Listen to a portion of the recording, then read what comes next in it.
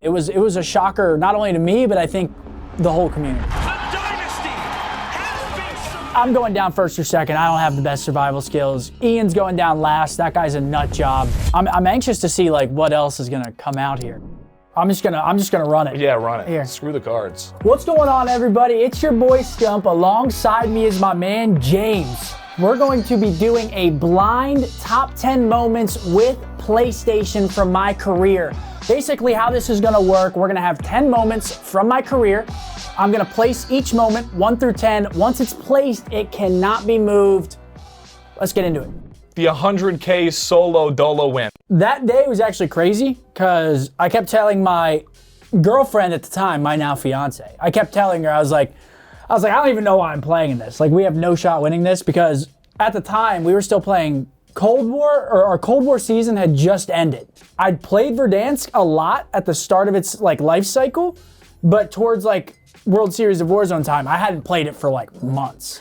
So it was kind of a shot in the dark. I was like, it's the World Series of Warzone. I'm a show face, you know, hopefully I do well in it, but I didn't really expect much. So I'm already down to myself. I'm like, dude, there's no way I'm winning the solo. I kept telling my chat, I don't remember how many viewers I had, maybe like 20K, but I was like, chat, there's no way I'm winning this. Like, what strategy do I even do?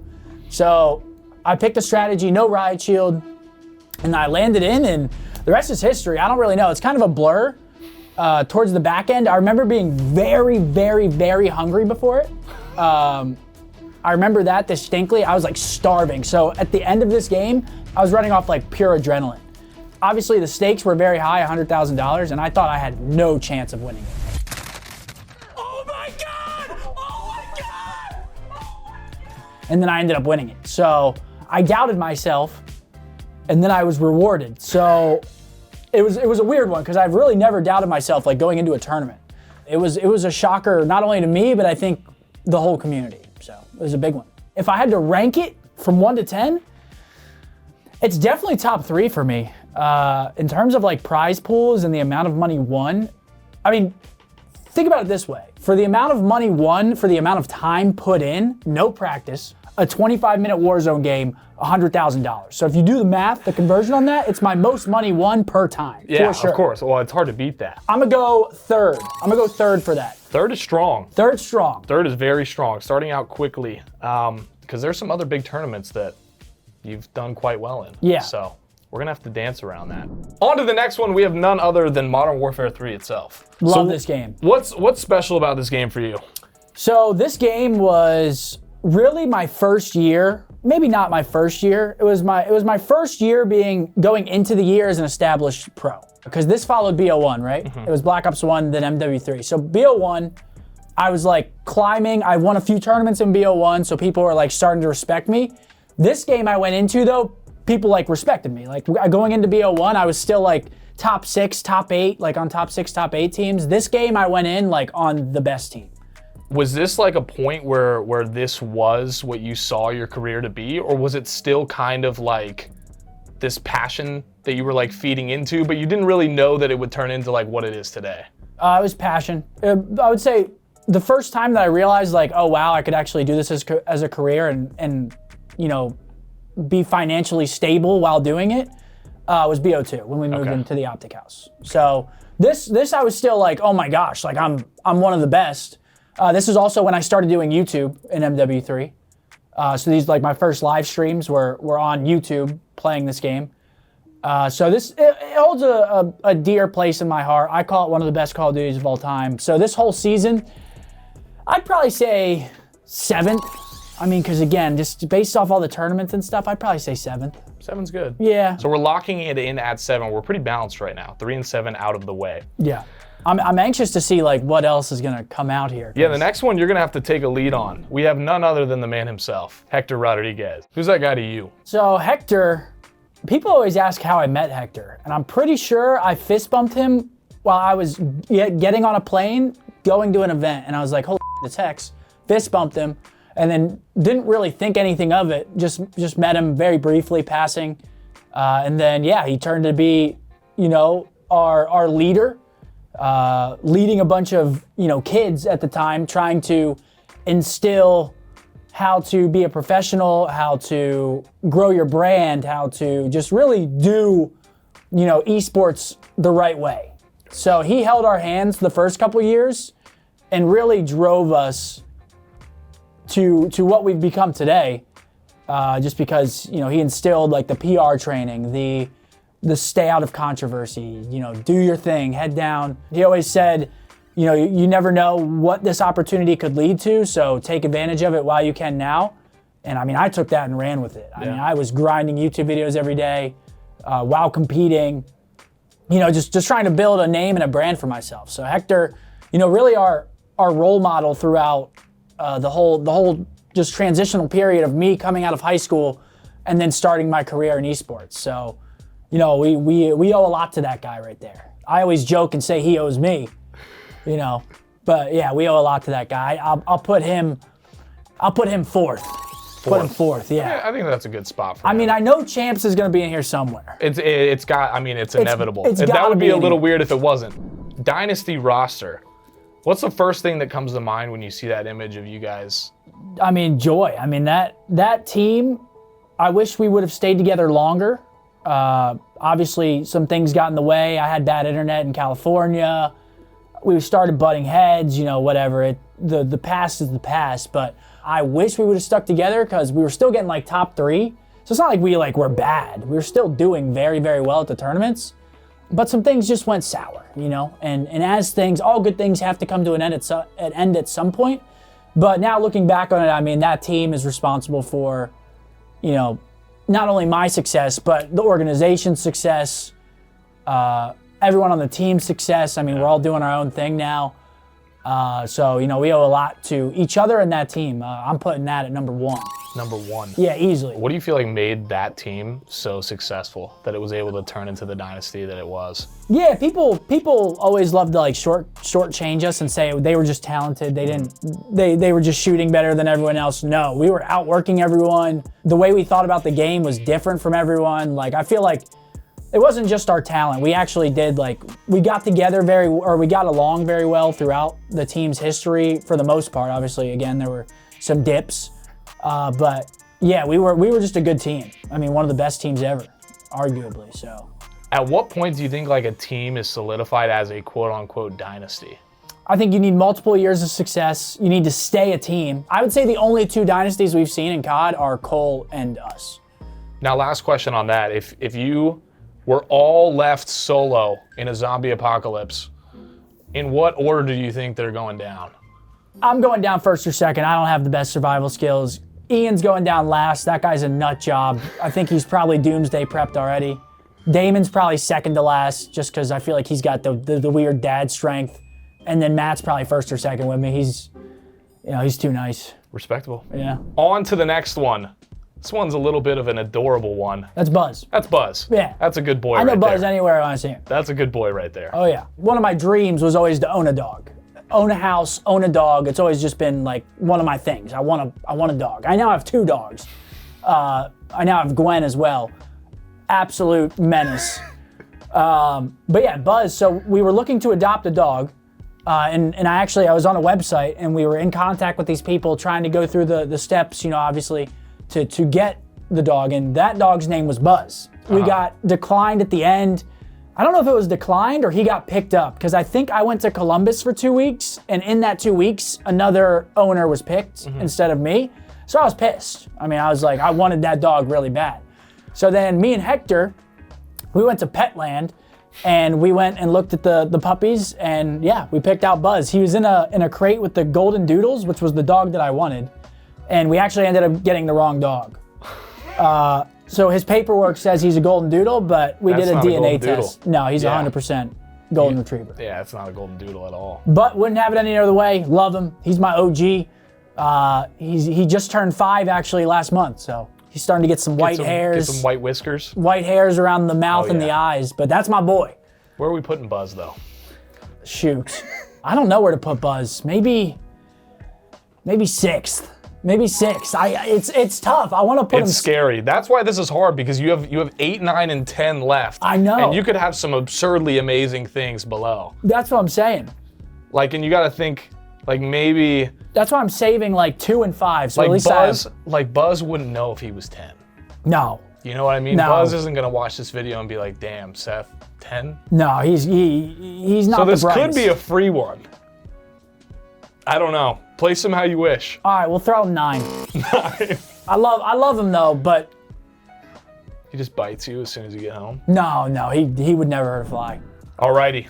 Our next image, the logo. Yeah. What am I was trying to help you out a little bit. You see what I'm saying? Like, So OpTic Gaming, you are synonymous with the brand. Everyone knows Scump as OpTic Scump, OpTic Scumpy, OpTic Scumper. And that brand kind of means everything to a huge, huge portion of not only the people working here, but like the Call of Duty community and other communities as well. What does it mean to you? I mean, it's basically, I say our baby because like obviously Hector was the one that founded it and really built it up. But like, I feel like I'm a big part of this brand because I would say OpTic was definitely like trending upwards before BO2, but BO2 was when it like just exploded. BO2 was like the big 4th of July, fireworks, boom. So I like to think I'm a pretty big part of it, and it means a lot to me. I've actually thought about getting it as my first tattoo for a while now. But yeah, I mean, I love the brand. I look at everyone in it as family for the most part. So it's our baby. I mean, simple as that. So it's what I've been working towards my whole life is OpTic. So Now, you got to place your whole life somewhere on that list. gotta go second. Second. Gotta go second. Locking it at 2. So one. Actually, no, we'll go fifth. Fifth. I can't put it in front of Hector. Ooh, yeah. Yeah, we'll go fifth. See, this is where things. I'd rather have moved the World Series of Warzone a little bit differently. Now It's tough. this is where it's getting interesting. Well, yeah, because you've got only 1 slot left in the top 5, and then you've got 3 in the bottom 5. It's not ideal. No. But what Because can what's you gonna do? pop up next? My mom? Let's see what pops up Yeah. next. What's next? We're gonna bubble content creation into one topic. So it's the watch party, but you've been doing content forever. What would you say it's like, and what's the transition been like for you, going from competing / creating to now it's all content and it's nothing but content? Yeah, content has been really second nature at this point. I mean, like you said, I've been doing it my whole career. And if anything, it's only gotten easier because I had to balance competing and content. Now all I have to worry about is content, which is very, very nice. I mean, the amount of time that it's freed up for me in my personal life is insane. It's night and day. Like, obviously, when I get off, for the most part, like streaming, whatever it may be, I'm usually done by like 7, 8.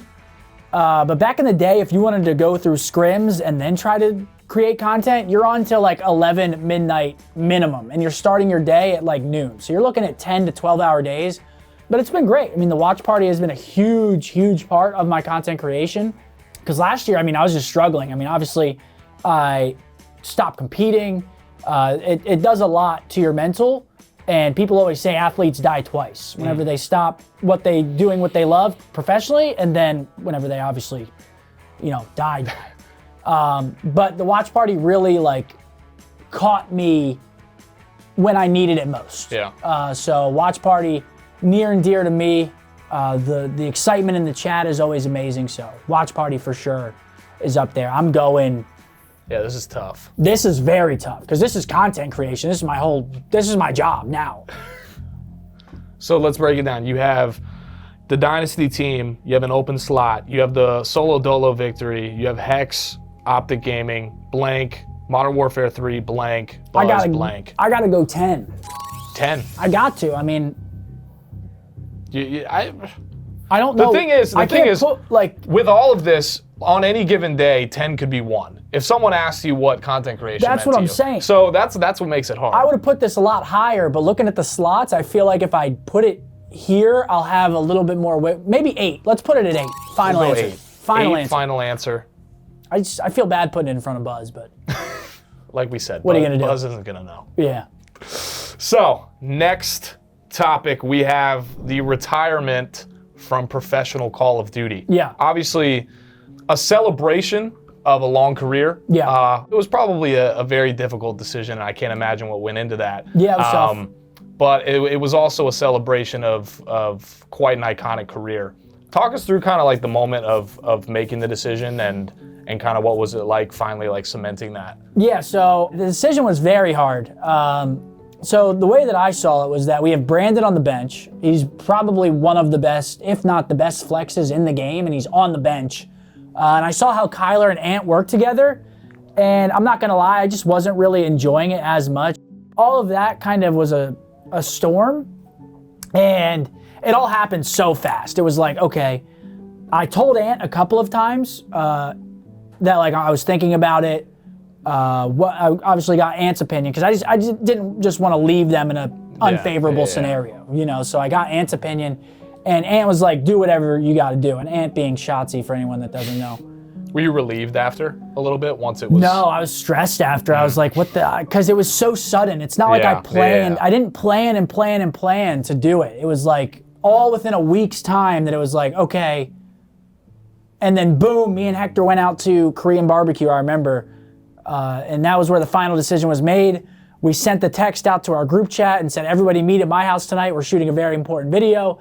Everyone came, shot the video, and then the next day it was released. And yeah, I was retired. I know this is like an impossible question, but would a comeback ever happen? Would you say impossible? Yeah.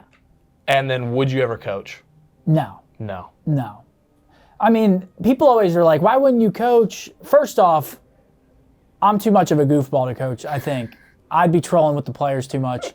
Second off, again, I just like what I'm doing too much. I don't fix what's not broken. Content creation has been going great for me. It's freed up my schedule a lot. I mean, the team schedule is like, you are not on your time anymore. You are on the team's time at all times. So, yeah, I don't really want to bring myself back into that and let anybody down if I get back in and I'm like, what have I done? Yeah. You know? I almost did come back last year, though. I was on the fence. Looking back on it, I'm glad I didn't, though. I'm going 10 then, because it wasn't it wasn't a moment that I was like super like hype about. Yeah, yeah. It was one of the most difficult decisions, probably the most difficult decision I've ever made in my life. So that kind of fits perfect there. Yeah, it was a very tough decision, and I didn't know it was on the other side of it, but thankfully people got my back. Final two. We have the green wall. Oh, see? This is a tough one.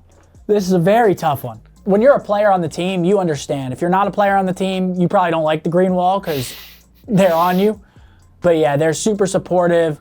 Best fan base. I mean, the atmosphere at events when we're playing compared to any other team, it goes without saying. I mean, they're the most passionate fan base, I think, in all of esports. And I mean, my whole life is indebted to them, really. So. Do you have a favorite moment, like with the green wall, like whether it was a specific winning moment where you just like kind of really felt that support, or probably Champs, or when I came out on stage after I retired at our major and did the drums. That was hype.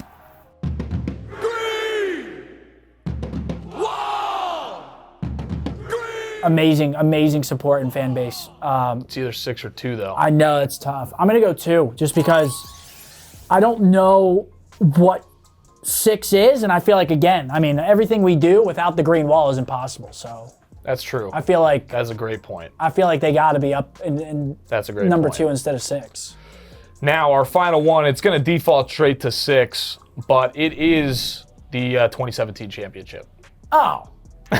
Well, so I mean, it's. I thought 1 was Champs. They're intertwined. One is the Dynasty. So we go 1A, 1B. 1A, 1B. It'll stay in 6 though. For record though, 1A, 1B. But talk us through the moment when you did finally kind of crush what people call the curse or a jinx. It was finally solidified. What was that like? Oh, it was incredible. I mean, we again, you don't do what we did without working your absolute tail off day in and day out. So the fact that we kept falling short was super annoying, just because, I mean, everyone on the team understood the preparation going into things. Like, we were going hard. Obviously, on the surface, some people say we trolled too much or we had fun in scrims. Like, yeah, we want to enjoy what we're doing every day.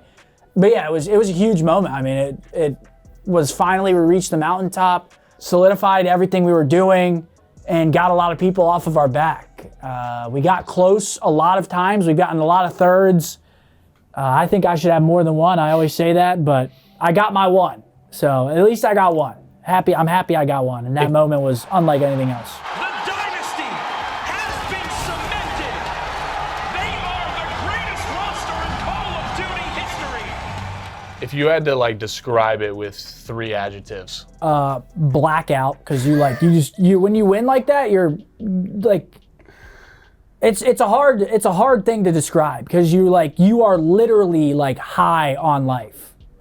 For like that moment, there's nothing like it. Everything disappears. You can't hear the crowd. It's crazy.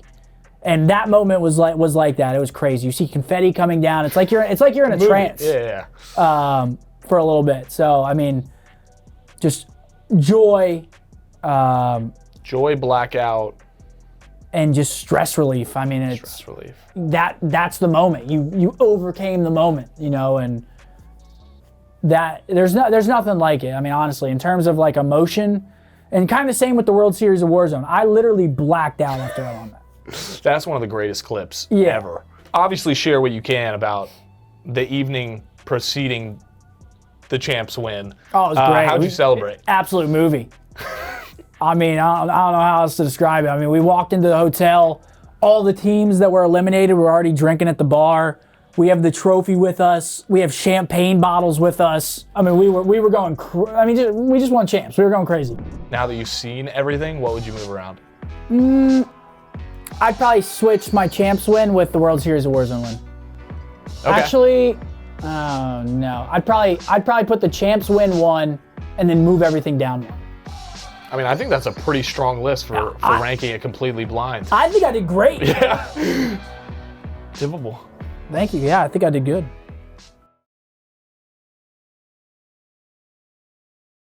PlayStation